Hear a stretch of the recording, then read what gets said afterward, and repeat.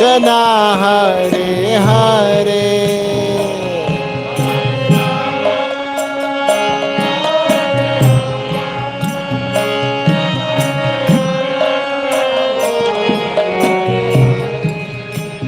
Hare Krishna, Krishna Hare Rama, Rama Rama, Hare Hare, Hare Krishna,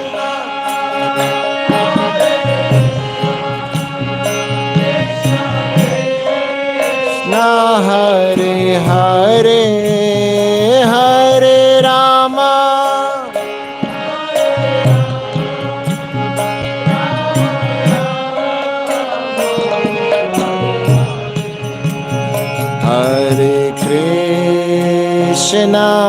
Hare Krishna, Krishna Krishna, Hare Hare, Hare Rama, Rama Rama, Hare Hare.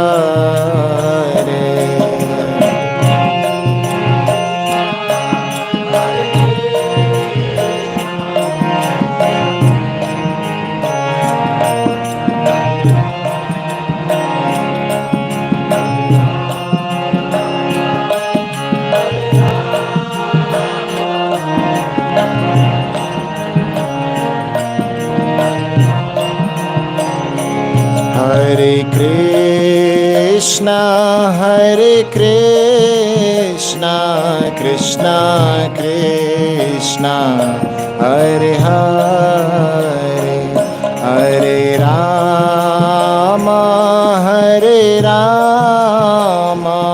Rama Rama, Hare Hare.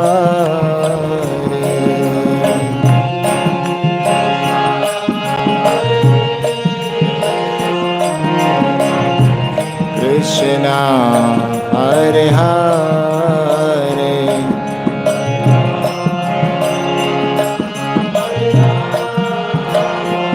Rama Rama, Hare Krishna, Krishna Krishna, Hare Hare, Hare Rama, Rama Rama, Hare Hare.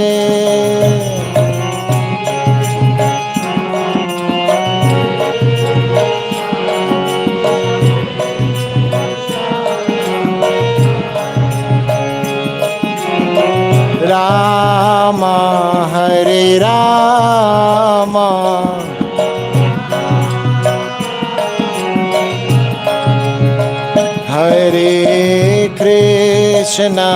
Hare Krishna, Krishna Krishna, Hare Hare, Hare Rama,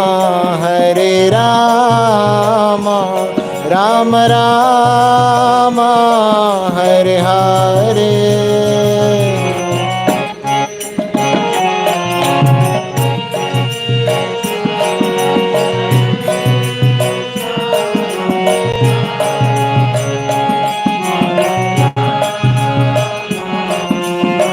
Rama, Rama Rama,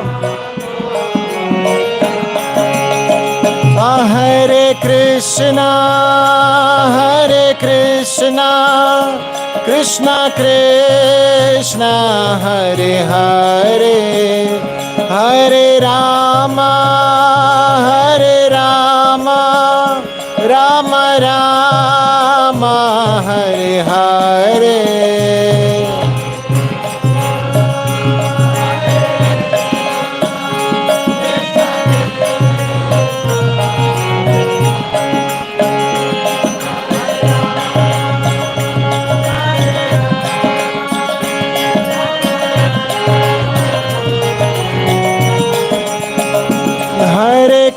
Krishna, Hare Krishna, Krishna Krishna, Hare Hare, Hare Rama, Hare Rama, Rama Rama, Hare Hare, Hare.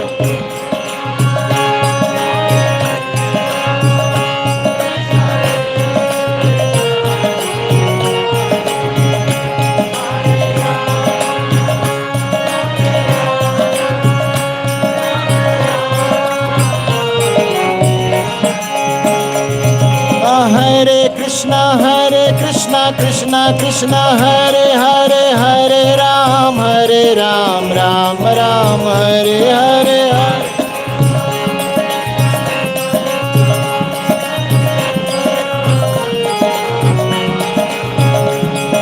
Hare Krishna, Krishna Krishna, Hare Hare, Hare Ram, Ram Ram, Hare Hare.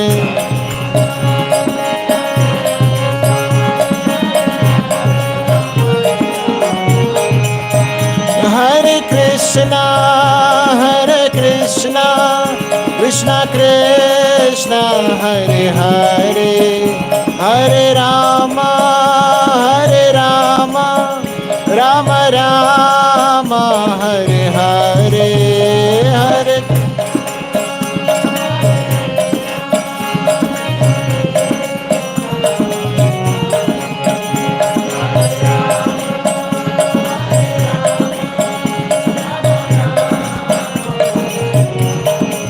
Hare Krishna, Krishna Krishna, Hare Hare, Hare Rama,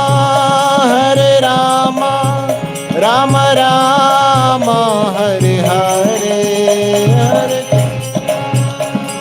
Hare Krishna, Hare Krishna, Krishna Krishna, Hare Hare, Hare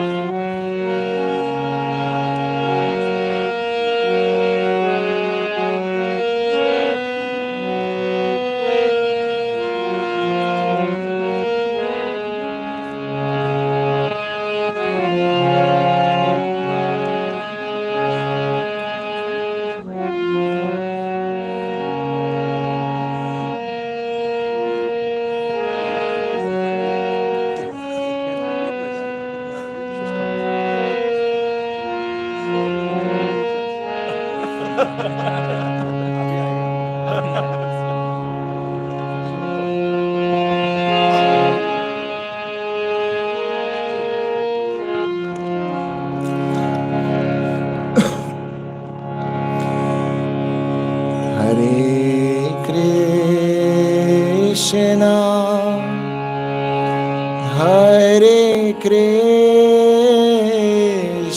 Hare Rama, Rama Rama,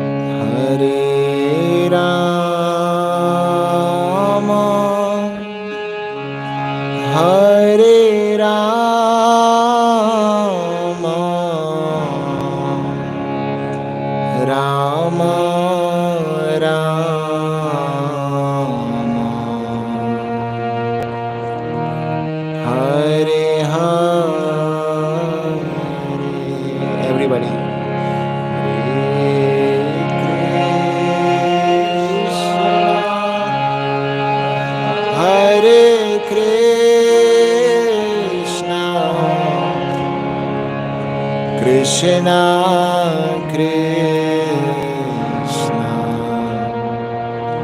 Hare Hare, Hare Rama, Hare Rama,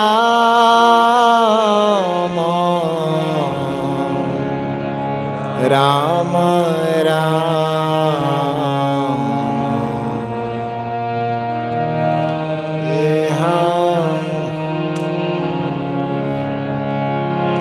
Hare Krishna, Hare Krishna, Krishna Krishna, Hare Hare, Hare Rama, Hare Rama, Rama Rama, Hare Hare, Hare Krishna, Hare Krishna, Krishna Krishna, Hare Hare, Hare Rama, Hare Rama, Rama Rama,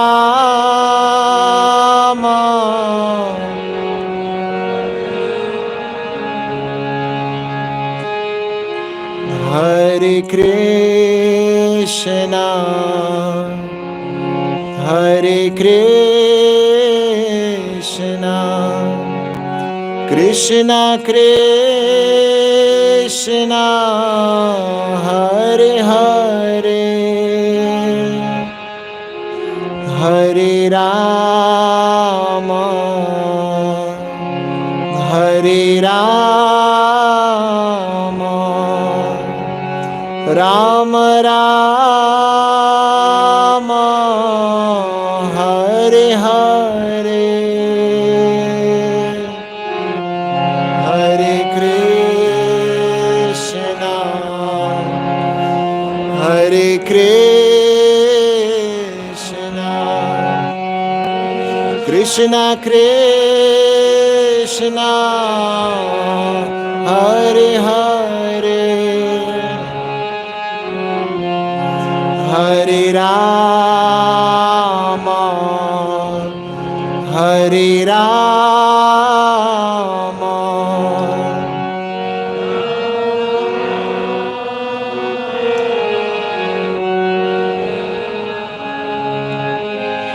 Hare Krishna,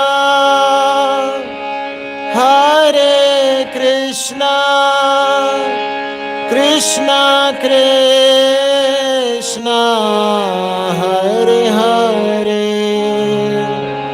Hare Rama, Hare Rama, Rama Rama, Hare Hare, Hare Krishna, Hare Krishna, Krishna Krishna, Hare Hare, Hare Rama,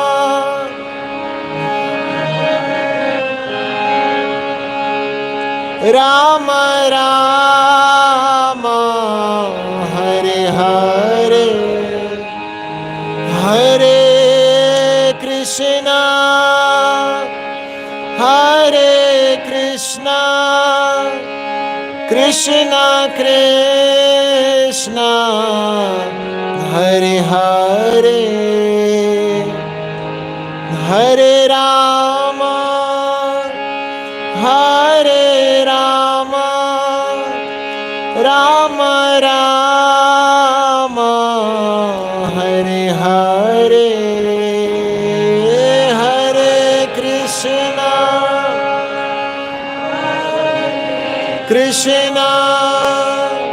Krishna Krishna Hare Hare Hare Rama Hare Rama Rama Rama Hare Hare.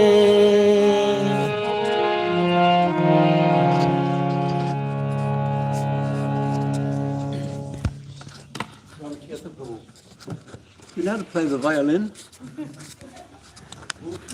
No, I know you don't, Mara. But I was asking Brahmacharya.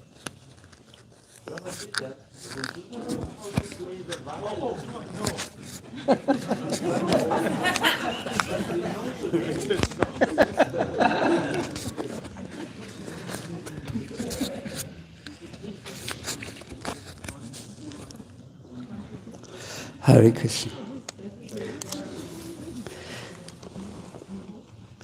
Nama there is a, excuse me before I find a pocket. These kind of microphones are very handy if you want to walk around and be dramatic. And that's my plan. But first we shall offer respects to Srila Prabhupada and so many others.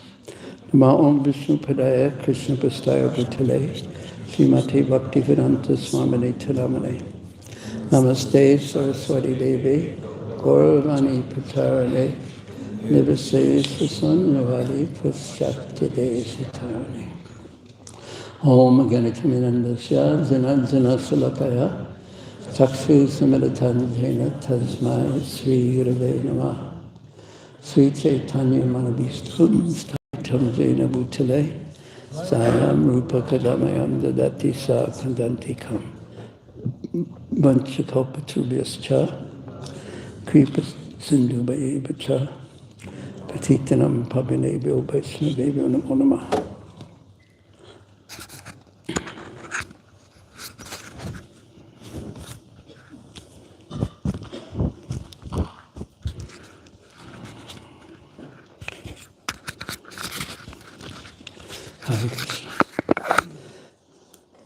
When I was growing up, there used to be a television show, Superman. Now they've made him into a big movie, but there was a Superman. Everyone knows about Superman. But what may not come out in today's versions is they would very often hand Superman a piece of coal. And then, with the primitive technology of those days, he would go like this. You remember? He would squeeze it and put it under so much pressure. And then, when he would open his hand, there was a diamond inside. So our retreats are something like that. There's the pressure, because every day you have to hear this class, then you go alone with Krishna, then you hear another class, and then you hear another class, then you take some rest, and you get up, and then you hear another class, and then you go alone with Krishna. And the mind, the material mind, doesn't like the pressure. But Vrindavan, Goloka Vrindavan, is like the greatest of jewels. And before we can enter, we have to also be jewels. So the pressure, it's not present, but it has a purpose. It's not pleasant, but it has a purpose. And the purpose is to pressure us to turn to Krishna. To turn to Krishna and always remember Krishna. And remember him with, not only just remember him, you're the one who creates all the pressure, not like that, but remember him with great affection, great devotion, because Krishna is the most wonderful. He's the one who is most worthy of affection, the most worthy of devotion. He's all attractive. His qualities are all attractive. So in my presentation, and all our presentations, we're just trying to introduce us more and more to the all-attractive Supreme Personality of Godhead, Krishna.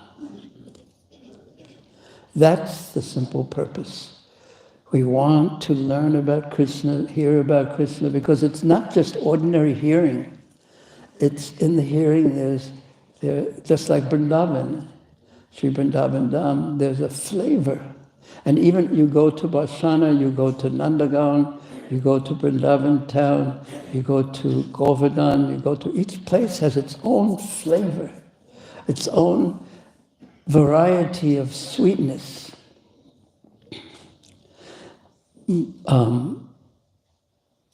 But there's a flavor in Braja. There is a flavor that one, even though there's so much pressure here in Vrindavan, and I often say the difficulty in Vrindavan is, it's like if you're an old man, like some of us, you're holding up a mirror. And when you hold up a mirror, when you're elderly, you see the difference between what you think you look like and what you actually look like. I heard some knowing giggles from the sides over here. And it's quite confronting. It's quite confronting because my concept of myself is quite different from the actual reality of the situation. So Vrindavan in that sense is difficult. Sridham Mayapur is much more generous. There's this, and Jagannath Puri is something also different. They say that Vrindavan is meant for bhajan, and Jagannath Puri is meant for bhojan, which means taking prasadam. But Vrindavan is meant for depth. Prabhupada was once asked something about Vrindavan, and he said, Vrindavan is for Goswamis, and I am Godas. That was what Prabhupada said. That means that Vrindavan is meant, really it is meant. Srila Bhaktisiddhanta Saraswati Thakur, when he would take his parikrama party around Vrindavan, in those days, instead of using store-bought Colgate toothbrushes, they would cut the twigs of trees, and Prabhupada also did this, neem twigs, and even eucalyptus when in the United States. They would cut this, they would brush their teeth with these twigs. So in Vrindavan, Srila Bhaktisiddhanta Saraswati Thakur disallowed his followers for cutting a branch from a tree to use as a toothbrush. He said Vrindavan is all meant for Krishna. It's only for Krishna's pleasure. And we come to Vrindavan, I come to Vrindavan thinking how some people get put off by the chaos, by the throwing plastics and papers here and there, by the monkeys or this and that, or people who treat you for everything in stores or something like that. That's just basically this covering to push those who aren't serious, who don't want to go deeper. It confronts them, just like the mirror confronts them. But below the surface is the land of Krishna, the land of Krishna and his devotees. And there's a sweetness here that it is so strong in the atmosphere, you can almost catch it. But one has to go a little deeply. Prabhupada, as I mentioned before, Prabhupada once said that even when a non-devotee comes to Vrindavan, they can feel separation from Krishna. That's in the atmosphere, the sweetness. So, who is this Krishna that we want to move closer to, that we want to increase and increase our desire to be with? He's all wonderful. And part of his wonderfulness isn't that he's all powerful. Of course, that's wonderful. He's all powerful, all knowing. But he's so kind. He's so kind, and he reciprocates with everyone. He reciprocates with everyone. So we heard in the of course, before the 26th chapter was Govardhana Lila, where he reciprocated with all the devotees in Braja by holding up Govardhana Hill and giving them all shelter and allowing them to just stare at him for 8 straight days, 7 straight days. And then we heard, not directly saw Krishna in the 26th chapter, but we heard how the Gopas were wondering who Krishna was. They had given everything to Krishna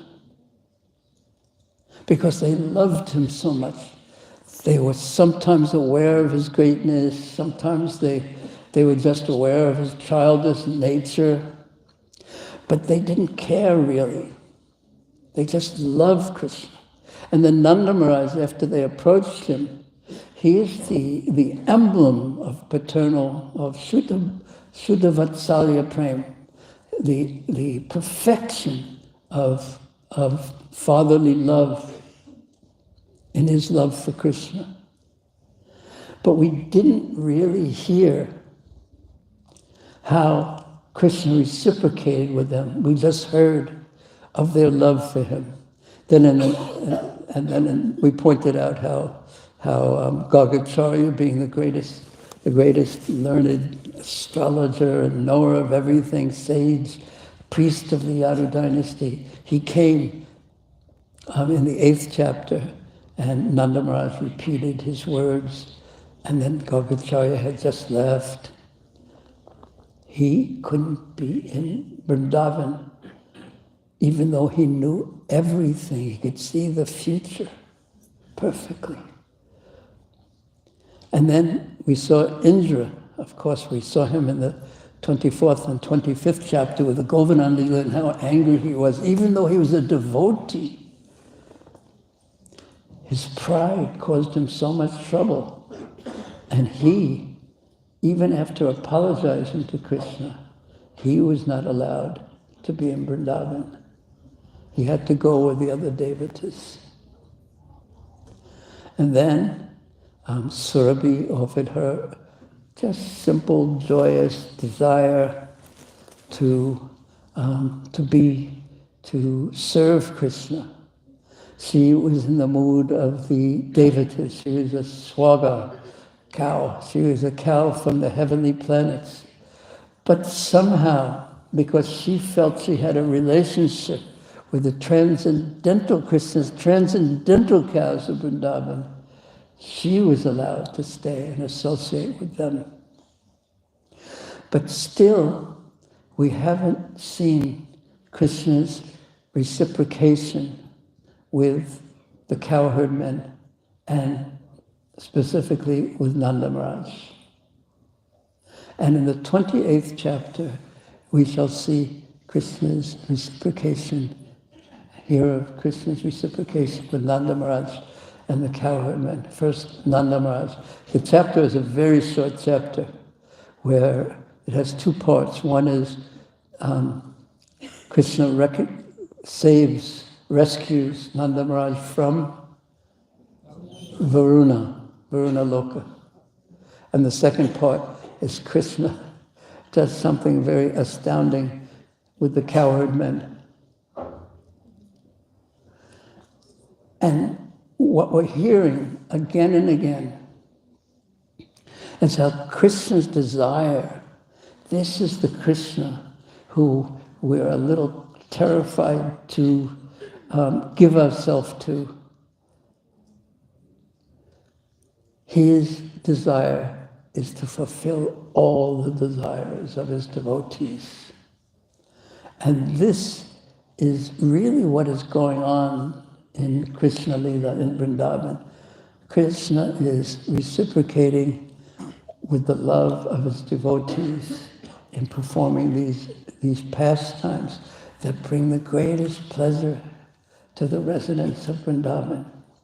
So after, because we entitled this class Between the Hill and the Great Dance. The Great Dance is the Rasa dance, where Krishna dances with the gopis, and that's in the 29th, 30th, 31st, 32nd, 33rd chapters.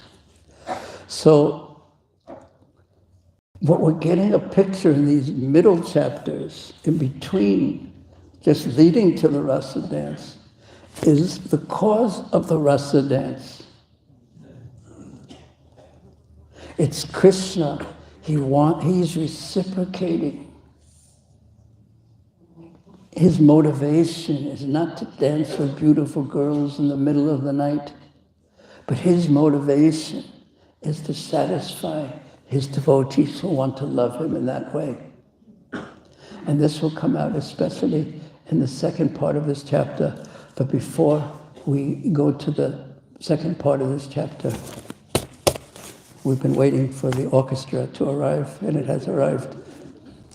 We will hear about Krishna and his love for Nanda Maharaj. Are we ready?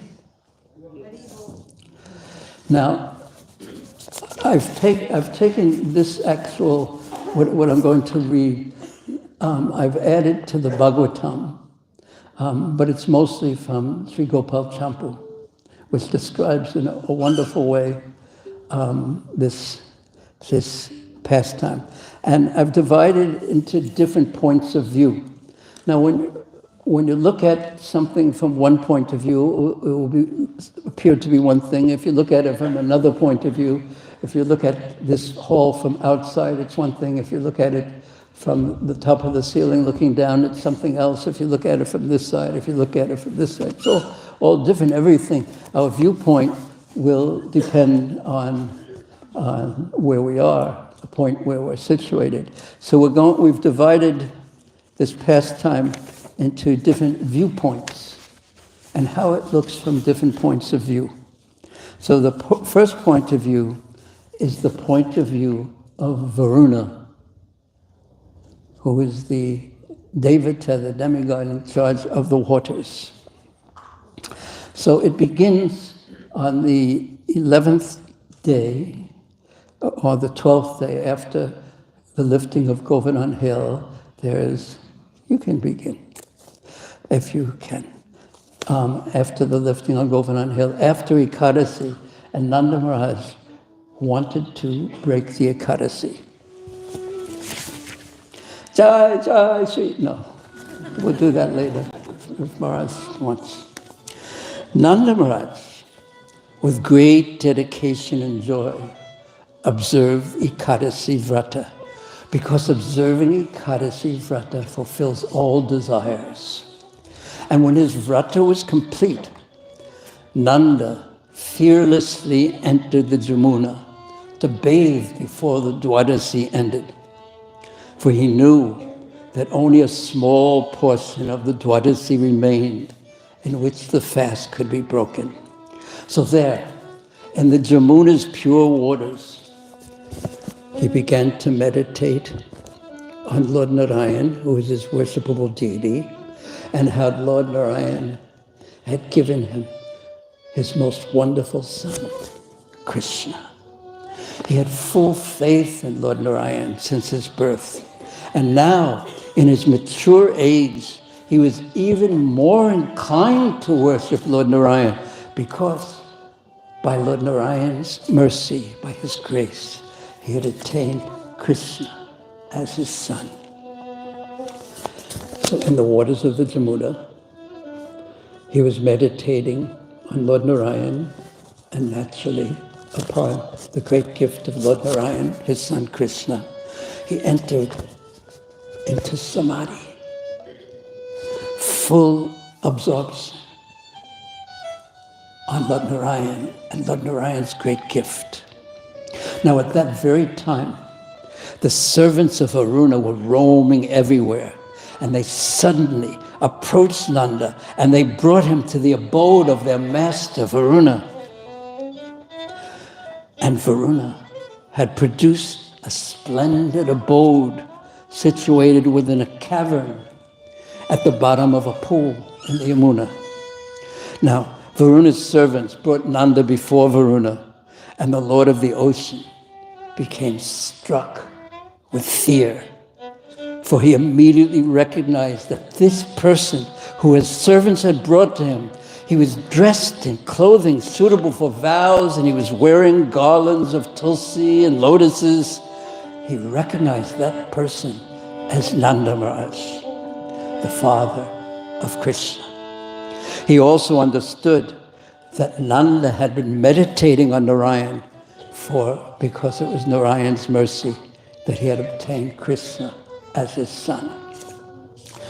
Varuna became extremely frightened, and he respectfully put Nanda Maharaj on a throne or some kind of a bed that was covered with celestial cloth and jewels, because he understood that Krishna would not tolerate Nanda's being taken away, and he would come in great anger to rescue his father. So Varuna waited at the entrance to his abode to meet the Lord when he approached. So that was the point of view of what's going on from Varuna. Now, here's the point of view of what was going on, or what was going on from the point of view of the Yamuna's bank. So Nanda Maharaj had entered into the waters of the Yamuna, and when Nanda did that, from the bank of the Yamuna, they just saw that Nanda, who was bathing, he disappeared, going deep into the water. His coward friends, who had surrounded him on four sides to protect him as he bathed, they ran in all directions. They were filled with fear because they saw Nanda Maharaj as their greatest of wealth.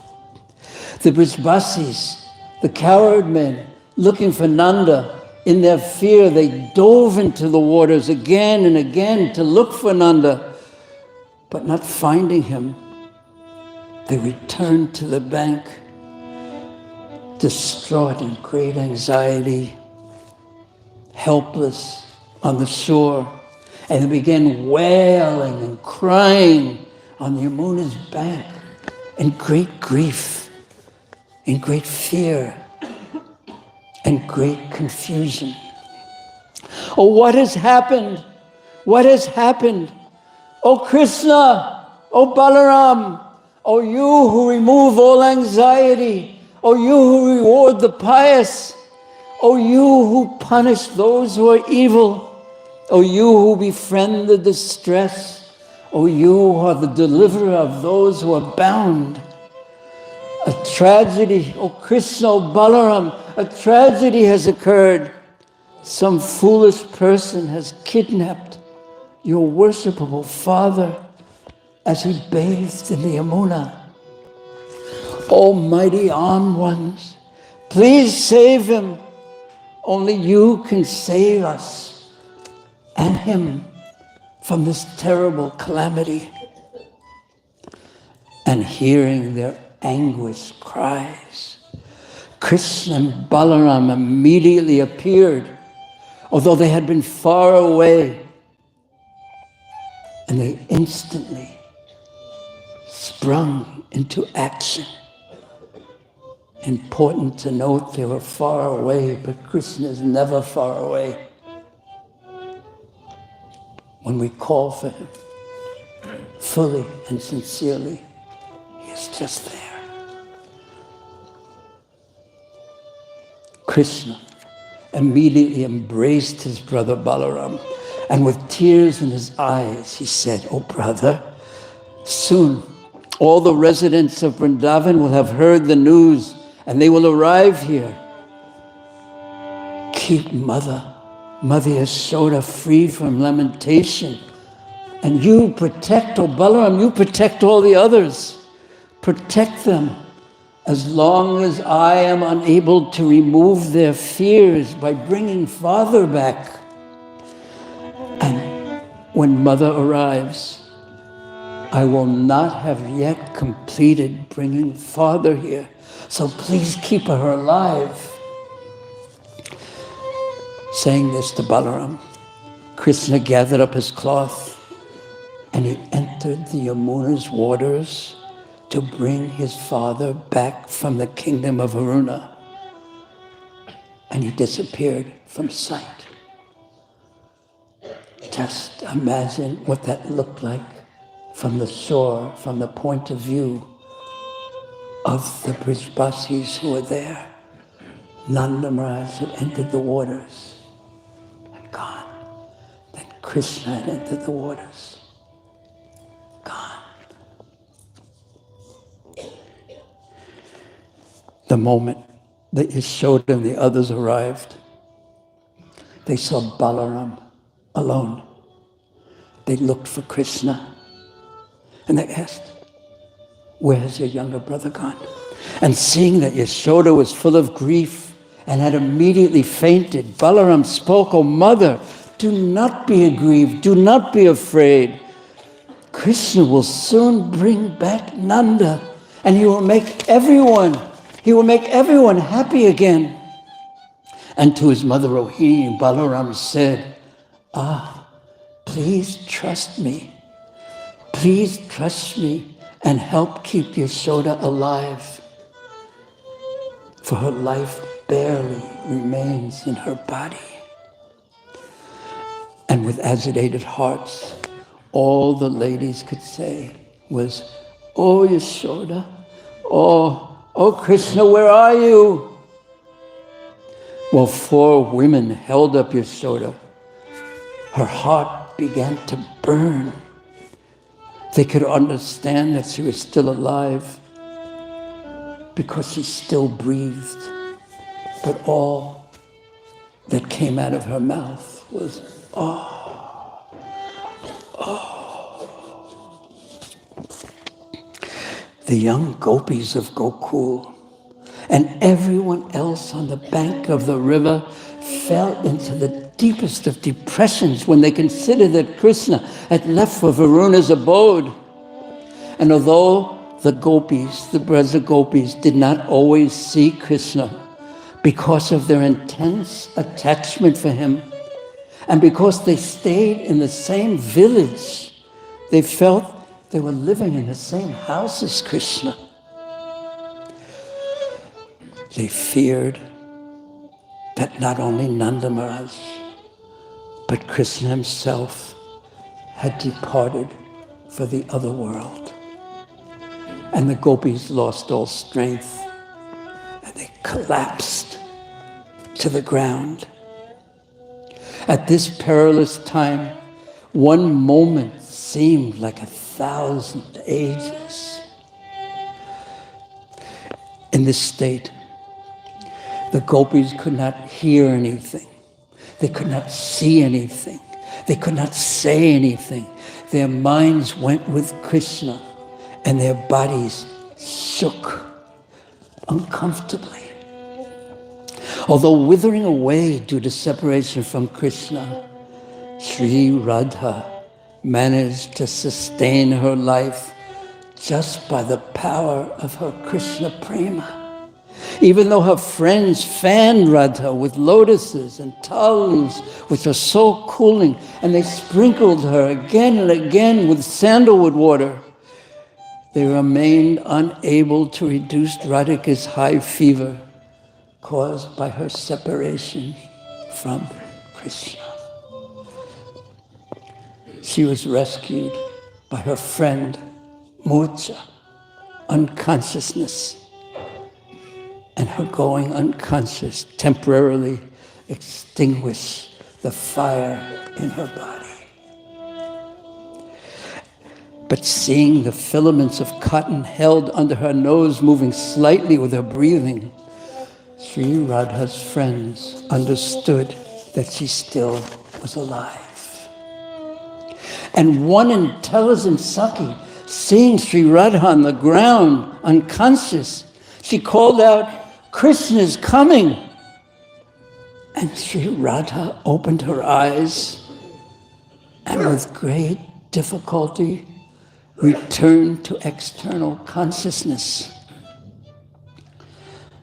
But when she saw that Krishna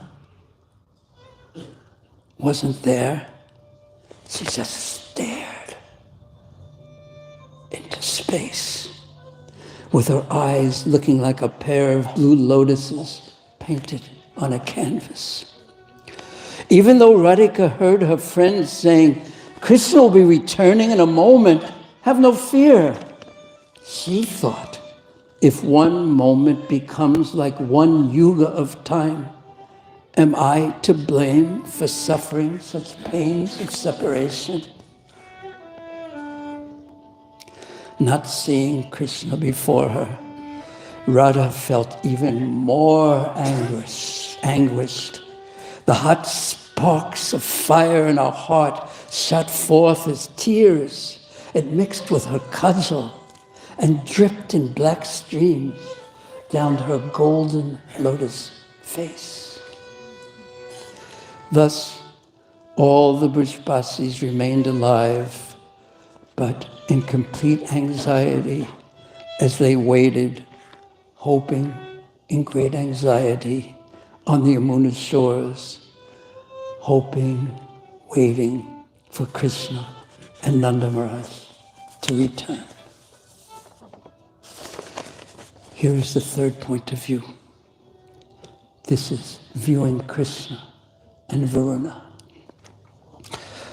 Krishna, who was dear to the gopis, he entered the water and he approached the abode of Varuna. A lion expands his mane and he expands his whole body when he is intent on destroying his enemy. Krishna changed his appearance. His change, though, put the lion to shame. Though Krishna's body was black due to his anger, it turned red. Though Krishna's eyes destroyed darkness because of their intense gaze, no one could look at them. They were difficult to behold. His quality of softness turned into ferociousness because of his anger. His voice resembled the rumbling of thunder in a cloud at the time of the final devastation. He arrived at Varuna's abode, and Krishna, who maintains the prosperity of his father Nanda's dynasty, he increased his power with a desire to attack Varuna. He was thinking, where is that jackal Varuna? Where is that jackal Varuna? Then Krishna saw Varuna, the protector of the watery kingdoms. He saw him standing at some distance with folded hands, fearfully offering respect. Varuna was touching his forehead to the earth. His cloth was covering his throat in humility and fear. Varuna's pride was crushed. His followers were also on the ground, fearfully offering their respects to Krishna. Varuna was filled with fear, but his fear was mixed with affection. He worshipped Krishna with arghya and other articles immediately. He praised the effulgent Supreme Lord as the reservoir of all glorious characteristics, as the embodiment of all happiness, as the very form of concentrated bliss and knowledge. Varunadeva said, "O jewel of the womb of Devaki, you shine brilliantly amongst all the demigods headed by Shiva, and I offer my respects to you. You descend to relieve the earth of her burdens. Your handsome form and qualities defeat thousands and thousands of cupids, and you stand before me as spotlessly pure and as the blissful son of Nanda.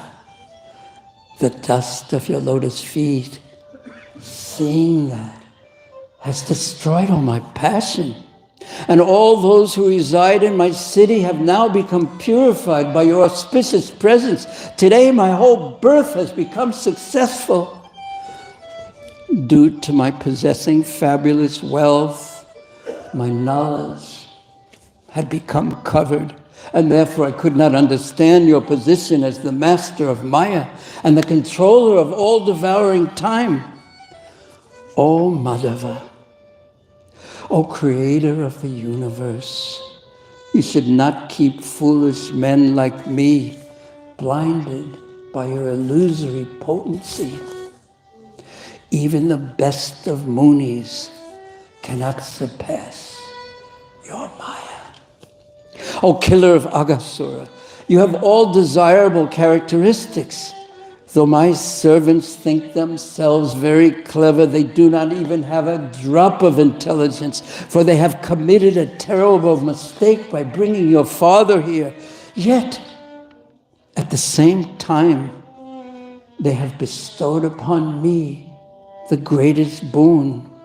Indeed, I have offended you, who are so rarely attained by anyone in the world, and due to pride, I violated the rules of conduct by keeping the dust of your lotus feet as the crown jewel on my head, though I may remove the poisonous fever caused by my severe offense.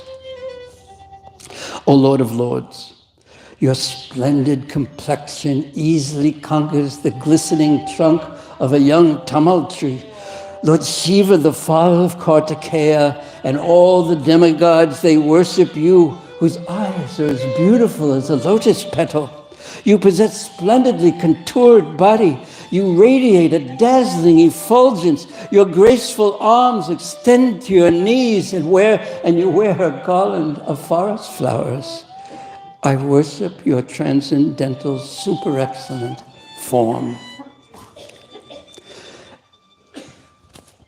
After praising Krishna, Varuna took sweet, fragrant water in his hands, and he washed the Lord's lotus feet, which are the abode of all auspiciousness. This immediately removed all of Varuna's fears of a calamity. And Varuna said, O Supreme Person, O subduer of all demons, please be merciful to me. Please take whatever jewels I have in my kingdom. Take them as your own. Actually, everything belongs to you. What more can I say? I also belong to you. And all my pious deeds have now borne fruit because I have received your darshan. The desire to see you arose with me, and that desire did not disappear. To taste the bliss of seeing you, I have safely kept your father here. O ornament of the earth, please forgive my offense. Though the servant may be forgiven, the master should be punished for the offense of his servant. I therefore desire severe punishment for the offensive act of my servant. Having given up all his false pride, Varuna folded his hands and stood very humbly before Krishna, the Lord.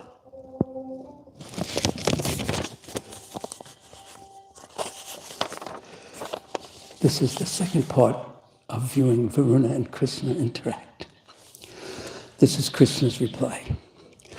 O Lord of the waters, he said very compassionately, I am pleased with your motives and your statement of love for me. You can keep all the wealth that you have. because you are my devotee. Your home, your abode is also my residence.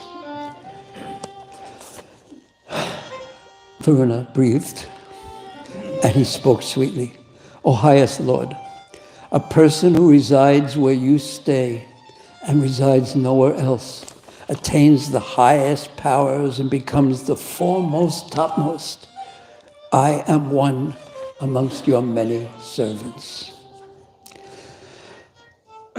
Having given up his anger with a peaceful heart, Krishna thought, punishing the insignificant destroys the prowess, the power of the punisher. Lotus-eyed Krishna, who is dear to all, then inquired, where is my worshipable father? He is the performer of the highest dharma, for indeed, he was the lover of the personification of all dharma of Krishna. Quickly, Krishna said, please show me his lotus feet. Varuna's reply was instantaneous. O destroyer of the suffering for the fallen souls, I will do just as you say.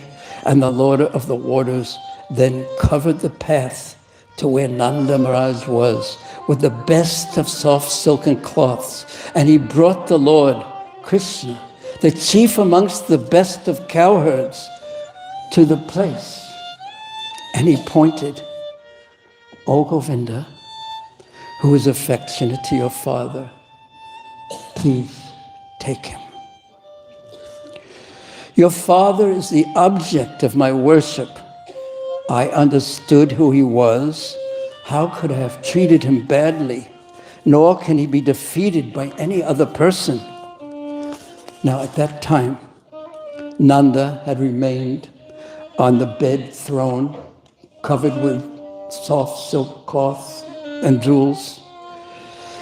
He had remained there since previously Varuna had led him there, but his eyes still were closed.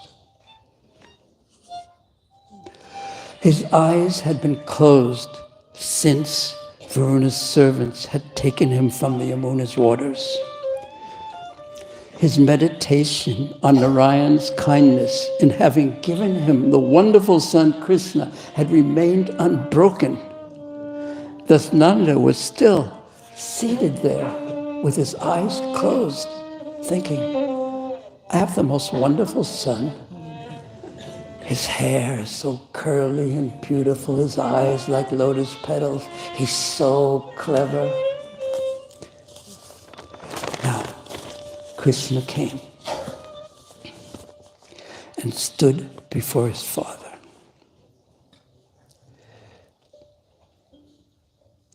And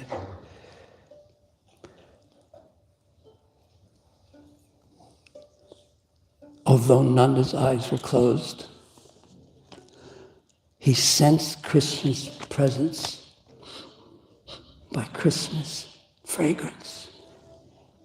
And he slowly regained external consciousness to the astonishment of all the assembled persons. The meditation on Narayan, which began with his bath in the Jamuna, now broke. And slowly opening his eyes, he saw Krishna before him. And those eyes immediately filled with tears. Am I dreaming, Nanda thought? Krishna immediately touched his father's feet. He raised his father up from his sitting position and he embraced him and said, "O Father, I have come. I have come." In this way, Krishna brought Nanda Maharaj back to his senses. Although they were both very emotional in their meeting, they feared that they would be the joke of Varuna's followers, and Krishna spoke to control both of their hearts and to remove their tears. "Oh, Father," Krishna said, "have you been confined here? Have you been imprisoned here, trapped here. Nanda looked around. Where are we? He looked at his face of his son with great astonishment. And Krishna said, "Oh, Father, you need not do anything. Just as I have come here, now we will return to Braja. Please place your feet, your lotus feet, one before the next on the path, and let us return to Braja." As they were about to leave, Varuna spoke with piteous and still fearful words. "O Krishna, you are compassionate. Either punish me or show me mercy, but do not let my offense remain. Offenses will not cease without punishment or mercy." As Krishna and Nanda were leaving, they stood for a moment. Varuna offered various gifts at their feet. He again paid his respects. He accompanied them to the edge of the cavern that would lead them back to the Yamuna's waters and Braja. And Varuna then made the waters part. Varuna placed his gifts, the best of ornaments and jewels and cloth, in the hands of those servants whom he had assigned to take Krishna and Nanda to Braja. And feeling joy, Varuna returned to his abode. He was dancing while thinking himself successful in having the audience of Krishna and Nanda Maharaj in his own home. One last point of view remains. Krishna and Nanda had vanished within the waters of the Yamuna, and now they were returning. During all this time, the people of Braja on the bank of the Yamuna had remained lifeless. They were waiting for Nanda and Krishna to appear again, and they were only slightly maintaining the symptoms of their life. But as they were staring across the Yamuna's waters, suddenly they saw Krishna and Nanda along with Varuna's servants rise to the surface. Immediately, all the directions erupted in an auspicious roar. Roar. No, not like that. They were so excited. Krishna and Nanda had returned. And the minds of all the Brajbasis, including Sri Radhika and the gopis, who moments before had been submerged in anxiety, now floated in a liquid ocean of nectar. All the Brajbasis filled with boundless happiness. And then, in their happiness, they all fainted. Only Balaram didn't faint. And he approached Krishna and Nanda. He offered his respects to his father, which caused a wave of great happiness to flood the heart of Nanda. And Nanda embraced Balaram, losing external awareness. He remained stunned for a moment without speaking. As Balaram offered repeated respects to Nanda, Krishna, so quickly that no one could even see him, he went to Mother Yashoda and brought her back to consciousness with his sweet touch of his hand. Then Krishna revived the other Brajbasis, who all approached Krishna and Nanda Maharaj. The cows began moo, and the people chattered, and flowers fell from the heaven. Music, dancing, and the recitation of verses rose up from the sky, as if all in competition with each other. Then Balaram protectively gathered together all the animals, and with a sweet voice, he directed all the Brajbasis to sit down. He sat with Nanda and Krishna on a white cloth and asked Krishna, who was sitting just next to him, he asked Krishna what had happened.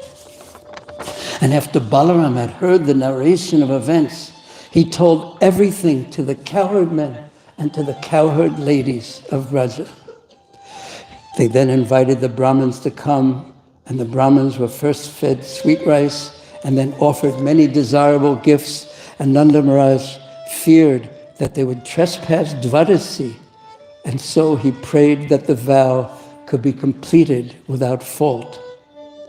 He and the other cowherd men then made sure that they finished the vow with the words and the blessings of the Brahmanas. Considering themselves successful, everyone, including Krishna, Balaram, Nanda, Yashoda, the gopis and the other Brijbasis, and all the cows, then returned to Braja. As Nanda walked along the path, he looked effulgent as he walked between his two sons, Krishna and Balaram.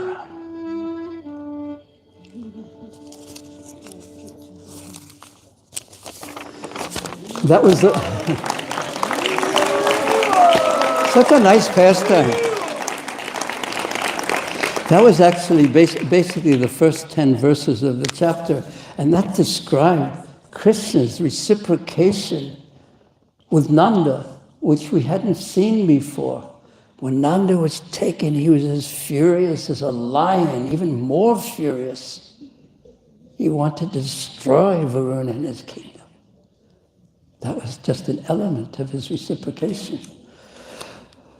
But now, the pastimes in this chapter become, I don't know if they become more interesting, but they remain very interesting. Because, whoops, this is the wrong verses. Yes, these are the right verses. 1 minute. A good time to pray to Krishna. I'll be right back.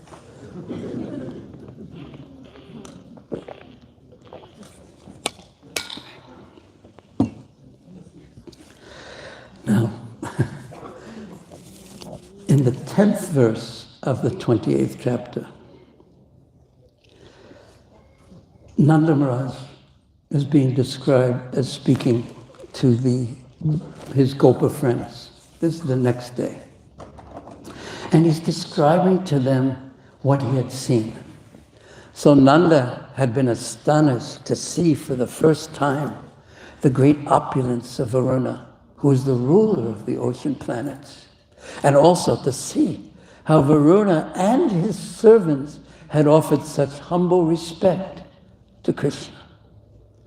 Nanda described all this to his fellow cowherd men.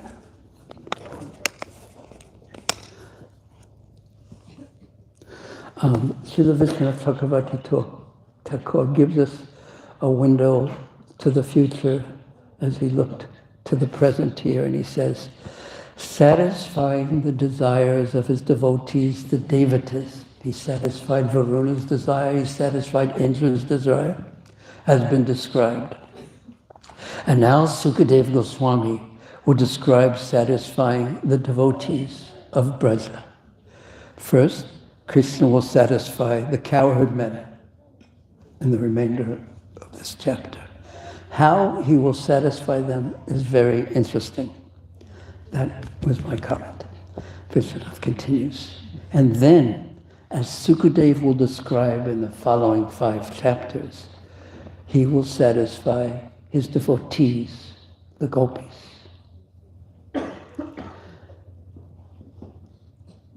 So Nanda had seen the great opulence of Varuna, and he had described it to his cowherd friends, and he had described how Krishna was glorified by Varuna. And the cowherd men, after hearing this, had a change in attitude. If you remember in chapter 26, the cowherd men were trying to figure out who Krishna was, and Nanda Maharaj satisfied them by saying, he's not Narayan, he's my child. But he has the qualities of Narayan. But now, after hearing this, everyone's mind shifted. Next verse. Tat chot sukya diorajan. With full eagerness in their minds, they were thinking in this way, Matva Gopas Tam Ishvara. They started thinking of him. The Gopas started thinking of him, Tam, as the Ishvara, as the Supreme Lord. Apina Swagatin Suksman, and they began thinking as if they were ordinary people. And this is their speciality of the Brijbasis. They don't think of themselves as residents of the highest realm of the spiritual world. They think of themselves as ordinary people, and Krishna acts in relationship to them as if he's just an ordinary, exceptional, but ordinary village boy. Naughty, but exceptional, but a village boy.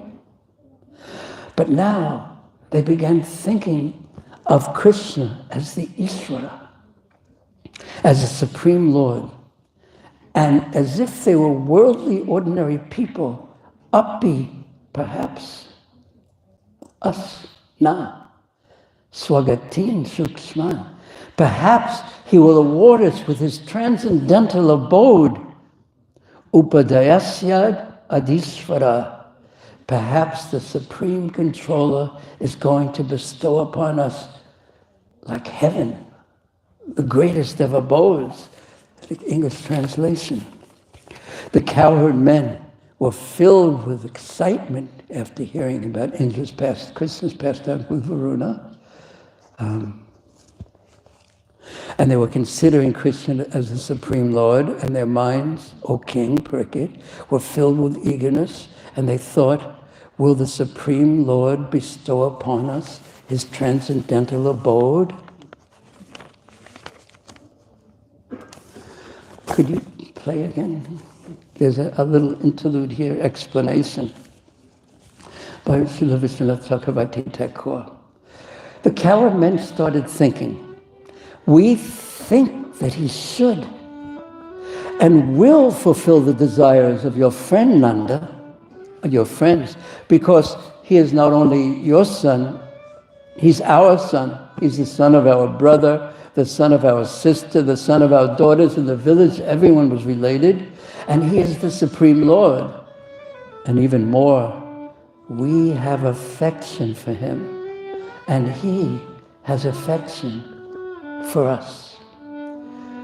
Krishna then said, he wasn't there, but he said, O cowherd men, please take whatever you desire from the Supreme Lord.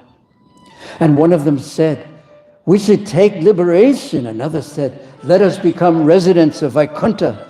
And every cowherd man had a different desire. It was like a child who was ornamented with a necklace of priceless gems, who asked his father for pieces of glass out of his curiosity. And the father, simply out of his affection, will certainly give those pieces to him. But amazingly, the love of the cowherd men for Krishna, amidst all this, their mode of loving him as their son did not even weaken slightly, although they were now seeing him as God. Their love is like an ocean. It does not increase, it does not decrease. It is so powerful. It is compared to a pot of boiling milk, their awareness of his supreme position. And in that pot of boiling milk is a piece of grass. And when the milk is boiling, the grass sometimes comes to the surface, and sometimes it goes below the surface. So in this way, every now and then, the cowherd men become conscious of Krishna's position as the Supreme Lord. But it doesn't make any difference. So quickly it goes below the surface because the madhurya, the sweetness of their love, defeats the aishwarya, his opulence, that mood. It cannot be driven. Their love for him cannot be driven away by anything. This, however, was not the case with Vasudeva, Krishna's father, or Arjuna, Krishna's friend. When Krishna released Vasudeva and Devaki from the prison in Mathura after the killing of Kamsa, Vasudeva and Devaki were stunned. They did not know whether, because he was their son, but they knew he was the Supreme Lord, and they went to embrace him, and at the same time they went to touch his lotus feet. And they got stuck, stunned in the middle and couldn't move until Krishna removed that illusion, because Krishna wanted their parental affection, not their reverence. Although the cowherd men were Krishna's eternal associates, they considered themselves as friends of Nanda because of their love for him. Thus they became excited, and they were thinking, if a devata like Varuna had such magnificence, then what will be the magnificence of Krishna, the cowherd boy who is the master of Varuna and other devatas? Will he give us his own abode, which is now invisible to us because it's beyond the material world? He is the Lord of Brahma and the Lord of the devatas. He must have a place for us, which has wealth like the places of Brahma and the other great devatas. Out of curiosity, they wanted to see these places. Or perhaps, they thought, will he show us his place, Vaikuntha, which is inconceivable to us and which belongs to his dearest ones? Or will he not take us to Golok, which is above even Vaikuntha? They were unaware of their own position. Next verse. How is Krishna going to react to this? Because he sees everything. Lord Krishna, the Supreme Personality of Godhead, automatically understood what the cowherd men were conjecturing, what they were thinking. And wanting to show his compassion to them by fulfilling their desires, the Lord thought as follows.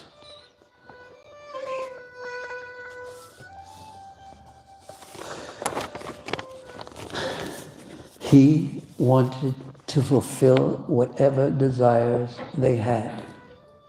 Whatever they wanted, he wanted to give to them in this pastime. How Krishna reciprocates with his dearest devotees. Whatever they want, he gives them. This is what Krishna thought. Jano vai loka etasmin. People in this world, avidya kama karma be, in ignorance, without full knowledge, they follow their desires and their activities, uchavasasu gateshu, without even knowing the destinations. He's speaking as if the cowherd men were ordinary worldly people who act in such a way without knowledge, not knowing where their acts will lead them. He was speaking of ordinary people. Naveda swamgatim brahman.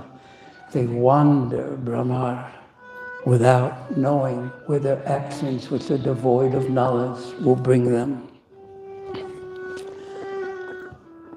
Certainly, Krishna thought, people in this world are wandering amongst higher and lower destinations, which they achieve through activities performed according to their desires and without full knowledge, and the people thus don't know their real destinations. One may consider they're treating, the cowherd men is treating Krishna as a helpless child, a handsome boyfriend, as the gopis do, or as a playmate, to be ignorance, like ordinary people. ignorance of the Lord Krishna's position as God. But the residents of Vrindavan ignore the majesty, the opulence, the Aishwarya of Krishna, because they are solely, completely and fully focused on his infinite beauty and sweetness, which is the essence of his existence, says Vishwanath Chakravarti Thakur. They simply see that, and they're unaware of his opulence. So it's not at all avidya, or ignorance, Vishwanath Chakravarti Thakur says. This is simply the mentality of Braj, absorbed fully in the sweetness and beauty of Krishna. And with that focus on their loving absorption in Krishna, they act solely for the pleasure of Krishna, because he is fully their beloved, regardless of their relationship with him. And here were Krishna's thoughts. Again, Srila Vishwanath Chakravarti Thakur. And there's a very interesting and important philosophical point within here. My father and the inhabitants of Braja have become confused in this world about the higher forms of life, which give them happiness and power, and even the lower forms, man, animals, and birds, with their distress and weaknesses. This confusion arises because they think of themselves only as ordinary people for the purpose of our human-like pastimes. And in this role, they do not know their exalted position in appearing in Braja, which is rarely, very rarely achieved by others. And when my father saw the opulence of Varuna, which is material, he therefore considered Vrindavan to be lower than the planet of Varuna, even though it is the essence, Vrindavan is the essence of Vaikuntha, it is the topmost Vaikuntha planet. It was like a foolish person, upon seeing an inferior pearl, becomes astonished at its form and luster, and thinks his own valuable pearl is inferior. Thus the cowherd men think themselves lower than Varuna, and they think liberation in Vaikuntha is higher than their great sweetness and their taste of offerings to me in love as their son. This is because their knowledge is covered by their absorption in my sweetness. They forget the eternally perfect magnificence of Goloka Vrindavan. My own people do not know the glory of my abode. But I cannot give up my eternal devotees who cannot bear separation from me for even a moment. I must fulfill their desires, whether it arises out of curiosity or prema. I must fulfill their desires.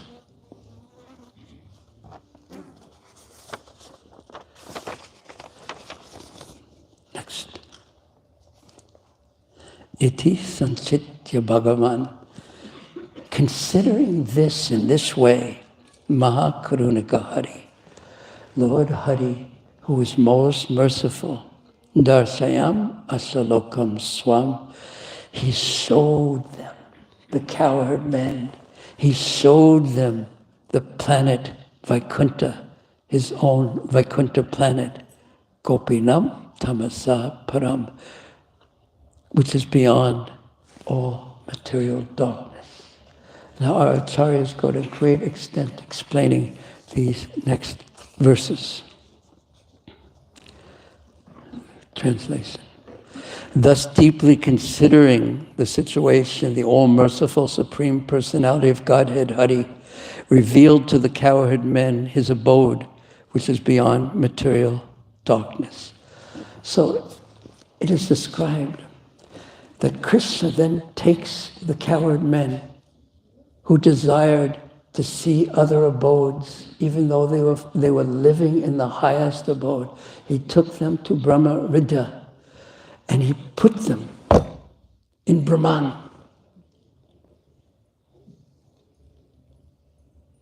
And in Brahman, there is the absence of all material sensations.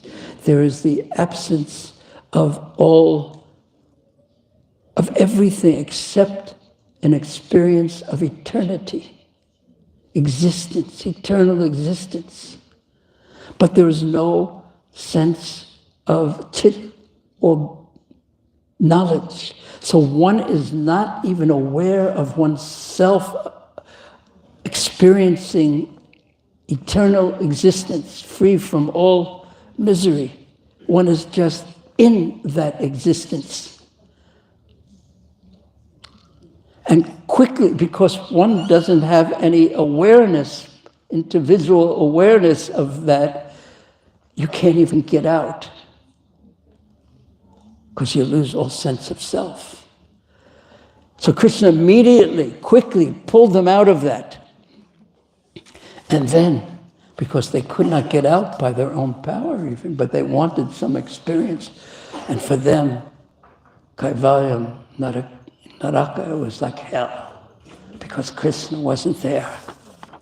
And then, in the 15th verse,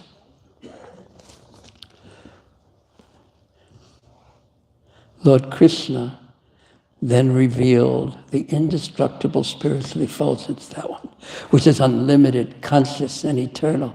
Sages see that spiritual existence in trance, when their consciousness is free from the modes of material nature, all modes of material nature, sattvam sandhate jnanam, one can experience that just by sattva gun.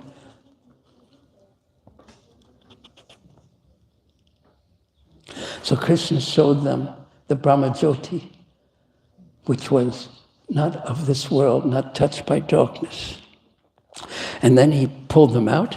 Then the next verse. The cowherdmen were brought by Lord Krishna to the Brahma Ridha, made to submerge in the waters, and then lifted up. And then that was the same vantage point that Akrura saw the spiritual world. This is Akrura Ghat in Vrindavan. And that's also where Chaitanya Mahaprabhu left Vrindavan, from that same place. And that's where Mahaprabhu stayed when he was going each day to Imlital in Vrindavan. From that same vantage point, Akrura saw the spiritual world, and the cowherd men saw the planet of the absolute truth. They saw Mahavakunta there. Now the Acharyas explain this differently, and I will just follow the explanation of Vishwanath Chakravarti Thakur. The cowherd men, go to the next verse, and we'll avoid the Sanskrit, just go to the next one.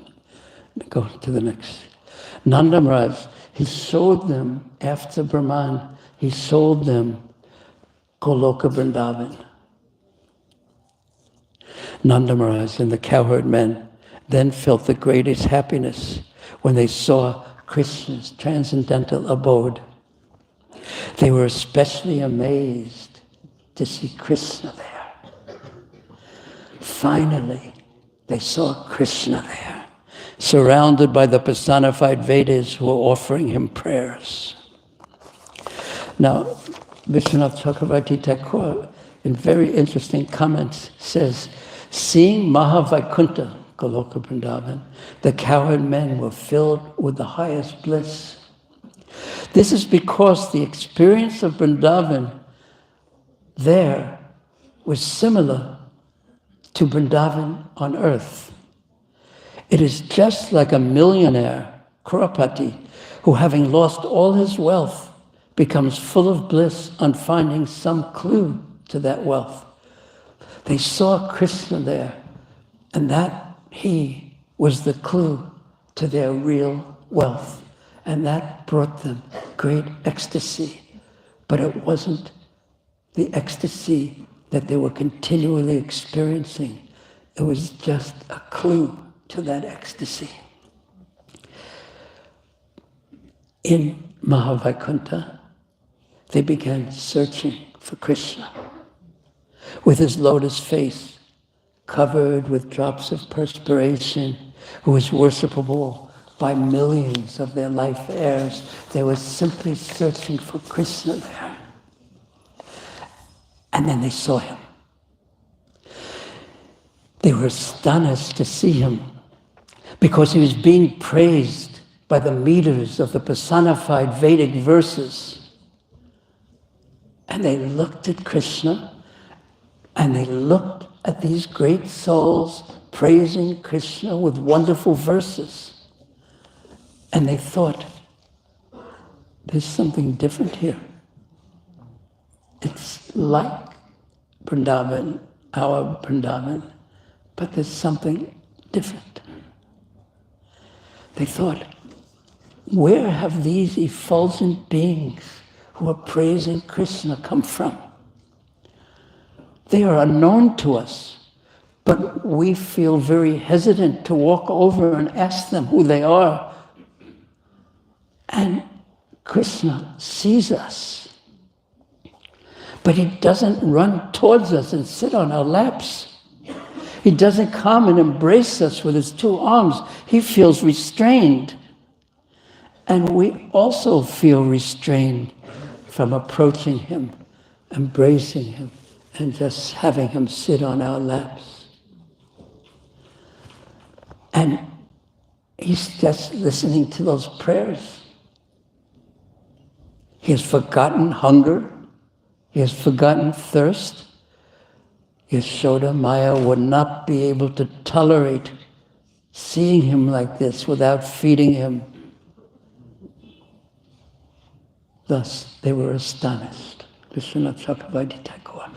And then Krishna sent, or the Leela Shakti sent Yogamaya and brought all the cowherd men back to Vrindavan.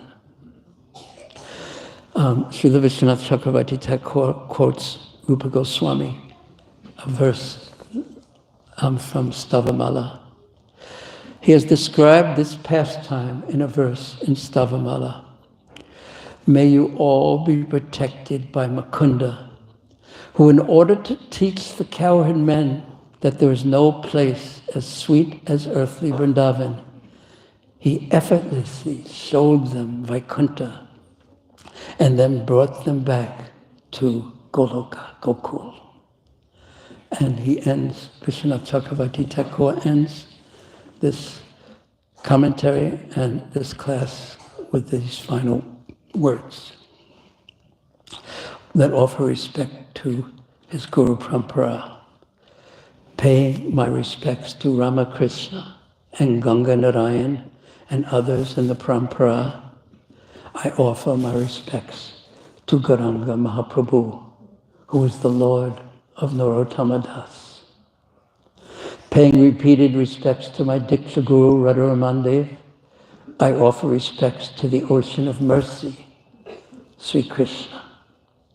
I take shelter of Srila Sukadeva Goswami, who is the eye of the universe, who sees everything. And he is the master of the worlds because of that. I offer everything, including my very self, to Krishna, who is the life of the gopis. I do this in order to attain service to his dear ones. Thus Vishwanath Chakravarti Thakur ends his comment on this amazing chapter of the Srimad Bhagavatam, which is just prior to Krishna's dancing with the brother Gopikas, which is the smiling face of Krishna in the 10th canto. Hare Krishna.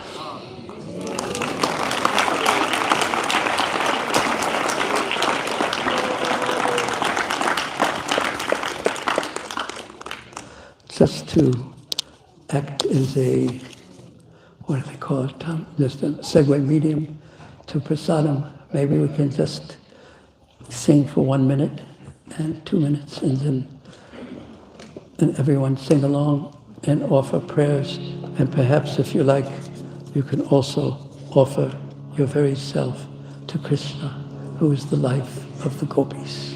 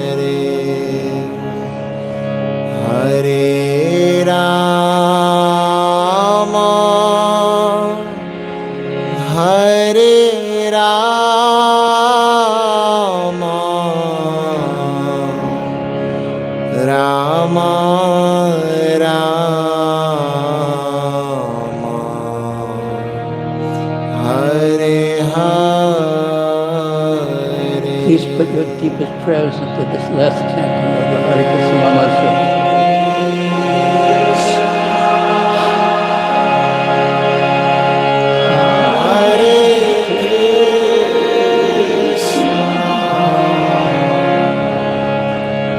Krishna,